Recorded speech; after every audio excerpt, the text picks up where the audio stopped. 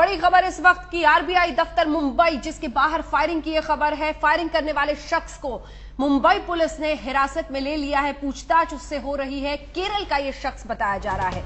हिंदी उसे नहीं आती है, ऐसे में जरा उससे पूछताछ में दिक्कत आ रही है, लेकिन उसके मकसद को समझने की कोशिश इस वक्त पुलिस कर रही है। वीरेंद्र सिंह गुनावत हमारे सहयोगी हमारे साथ इस वक्त फोन लाइन पर जुड़ रहे हैं। इस खबर पर किस तरह की नई जानकारी मिल रही है? क्या समझ में आया कि किस मकसद से ये इस अंदर जाना चाहता था और क्यों इसने फायरिंग की, और इस तरह से एयर गन के साथ वो इस हिस्से में पहुंचा कैसे?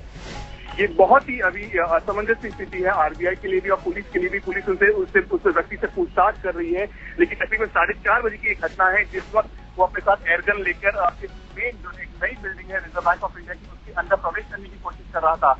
24 घंटे रिजर्व बैंक ऑफ इंडिया के पास काफी पुख्ता सिक्योरिटी होती है और जिसके कारण उसे तुरंत ओवरपावर कर दिया गया, क्योंकि लेकिन वो अपने साथ एयरगन पे कैरी कर रहा था और इस उसकी पकड़ा पकड़ी के अंदर ही उसे एक शॉट एयरगन से एक शॉट मारा है, जिससे हताहती हुआ है। और ये कोई एविडेंस से कोई मेजर फायरिंग का असर भी नहीं हुआ। लेकिन बहुत ही चौंकाने वाली बात है कि ऐसे रिजर्व बैंक ऑफ इंडिया के मुख्यालय में जहाँ 24 घंटे पुख्ता सिक्योरिटी रहती है, वहाँ एक आदमी एयरगन के साथ प्रवेश करने की कोशिश करता है। कौन है व्यक्ति, क्यों अंदर आता है, क्या उसके दिमाग में मंशा है, क्या साजिश के चक्कर में वो आया है, इसकी पूछताछ जांच अभी इस वक्त मुंबई पुलिस कर रही है। लेकिन रिजर्व बैंक ऑफ इंडिया ने ऑफिशियल स्टेटमेंट में आज तक तो ये साफ कहा है कि हाँ अंदर आने की कोशिश कर रहा था और हमने उसे पकड़ के पुलिस के हवाले कर दिया है, लेकिन उसकी प्रोफाइल हमें नहीं पता है। जी, उसे पकड़कर फिलहाल पुलिस के हवाले कर दिया है, लेकिन बहुत कुछ जानकारी अभी नहीं मिल पा रही है। वीरेंद्र, चाहेंगे उस पूरे हिस्से को, क्योंकि किसी भी रिजर्व बैंक ऑफ इंडिया के दफ्तर में, चाहे वो राजधानी में हो अन्य जगहों पर हो, बहुत ज्यादा सुरक्षा के इंतजाम होते हैं। कितने सिक्योरिटी के रिंग्स यहां पर थे और कहां तक, किस हद तक अंदर जाने में वो कामयाब रहा, और एयरगन उसके पास थी, ये अपने आप में बहुत बड़ा है। ये वाकई में काफी बड़ा है कि आमतौर पर जब मीडिया कर्मी भी हमेशा जब क्रेडिट पॉलिसी होती है आरबीआई की, तो मीडिया कर्मी भी जिस तरह से अपने इक्विपमेंट्स लेके अंदर जाने की कोशिश करता है, तो एक एक चीज को बहुत खंगाला जाता है, देखा जाता है, उसकी लिस्टिंग होती है। और एक व्यक्ति जो अपने साथ एयरगन लेके आता है कि सबसे पहले जो सुरक्षा जांच की शुरुआत होती है वो एक मेटल डिटेक्टर से होती है, और एक जो कर्मी होता है वो आपको हाथों से पहले बॉडी को पूरा चेक करता है और चेक करने के बाद ही वो प्रवेश देता है कि आप जाइए अंदर पार्सल बनाइए, अपनी तरफ सामान दीजिएगा।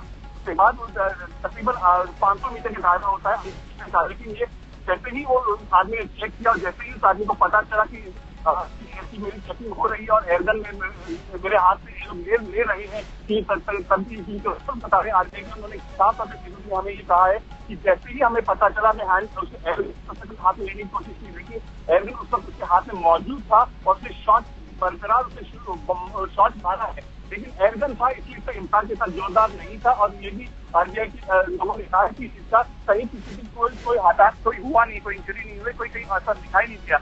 लेकिन वाकई में बहुत एक सवाल या निशान उठता है, कौन था व्यक्ति, क्यों आया था, और दूसरी बात आरबीआई के अंदर प्रवेश करने की जो दमखम उसने दिखाने की कोशिश की, आखिर क्या था, कोई फ्रस्ट्रेशन था या कोई, ये बहुत ही सवाल है जो अभी सब कुछ देर के बाद शायद धीरे धीरे खुल के बातें सामने आएगी। धीरे धीरे खुलकर बातें सामने आएंगी, लेकिन जिस तरह के सुरक्षा इंतजाम ऐसे हिस्से में होते हैं वो आपको बता रहे थे वीरेंद्र सिंह गुनावत हमारे सहयोगी। आरबीआई दफ्तर और ऐसे वक्त पर जबरदस्त सुरक्षा के इंतजाम वहां पर रहते हैं। समझना ये होगा कि आखिर किस मकसद से ये जा रहा था। लेकिन वीरेंद्र, इतना जरूर समझ में आता है कि एयरगन के साथ इसका आगे बढ़ना, यानी अपने आप में कहीं ना कहीं सवाल इसकी मंशा पर जरूर शुरुआती वक्त से ही उठते हैं कि इसकी मंशा ठीक नहीं थी और इसीलिए ये एक हथियार के साथ अंदर जा रहा था। बिल्कुल बिल्कुल, कोई दो राय नहीं। बता रहे हैं कि वो केरला का व्यक्ति था, उसको हिंदी नहीं आती थी।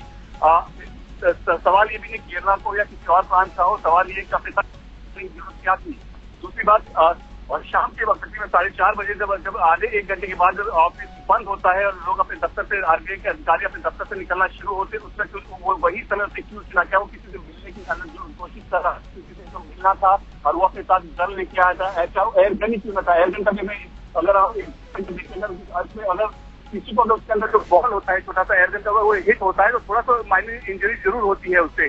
लेकिन ये अभी बहुत ही जल्दबाजी हो गया, हम किसी कंक्लूजन पे आए कि आखिर वो व्यक्ति कौन था, उसकी मंशा क्या थी। लेकिन अभी पुलिस अभी जांच कर रही है और हो सकता है शाम तक हमें अपने जो लोकल सीनियर पुलिस इंस्पेक्टर है वो शायद मीडिया को इस बात के ऑफिशियल स्टेटमेंट भी दिया और पूरी डिटेल्स, जो शुरुआती जो डिटेल्स उनके सामने आएगी वो मीडिया के सामने भी रखे। लेकिन ये वाकई में आरबीआई की सिक्योरिटी पर, हालांकि सिक्योरिटी में कहीं कोई ब्रीच नहीं हुई है, किसी से तुरंत ओवरपावर गेट के पास ही कर लिया गया, उसको अंदर घुसने तक नहीं दिया गया। अगर अंदर घुस जाता और अंदर रिसेप्शन तक पहुंच जाता, उसके अंदर कुछ अगर ऐसी इंसिडेंट होता तो वाकई में हम आरबीआई की ब्रीच कह सकते थे। लेकिन उसको गेट से रोक दिया गया है, ये पुख्ता सिक्योरिटी एग्जाम्पल देख सकते हैं। लेकिन मंशा क्या थी, और आरबीआई जो पूरे देश को, reserve bank of India control करता है, सारे बैंकों को कंट्रोल करता है, उसके अंदर सिक्योरिटी में अगर कोई ब्रीच करने की कोशिश करता है, एयरगन की जरिए, एयरगन हो या कोई भी दल अंदर लेके आता है, तो वाकई में ये बड़ा मुद्दा बनता है। बिल्कुल, वीरेंद्र सिंह गुनावत आप बने रहिए हमारे साथ। एक ब्रेक के लिए हमें रुकना पड़ रहा है, लेकिन उससे पहले पूरी खबर आपको जरा तफसील से बता दें।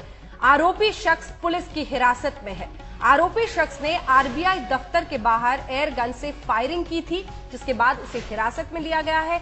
शुरुआती जानकारी इस तरह की आई कि केरल का यह शख्स है, हिंदी उसे नहीं आती है, ऐसे में उससे उसका मकसद पूछने में जरा वक्त लग रहा है, समझने की कोशिश की जा रही है। फिलहाल हिरासत में लेकर आरबीआई दफ्तर में यह शख्स घुसना चाहता था। जाहिर तौर पर उसकी मंशा सही नहीं थी, क्योंकि वो एक हथियार लेकर इस अति सुरक्षित हिस्से में जगह पर पहुंच रहा था। रिजर्व बैंक ऑफ इंडिया का कोई भी दफ्तर हो देश के किसी हिस्से में, वो महफूज एरिया, बहुत ही सुरक्षित, अति सुरक्षित एरिया होता है, वहां पर इसका पहुंचना